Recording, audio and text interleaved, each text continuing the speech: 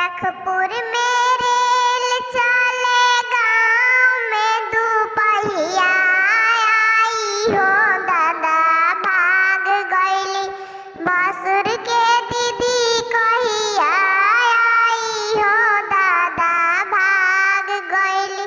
गोरखपुर में रेल चले, गाँव में दुपहिया आई हो दादा भाग गईली, भसुर के दीदी कहिया आई हो दादा भाग गईली। पुलिस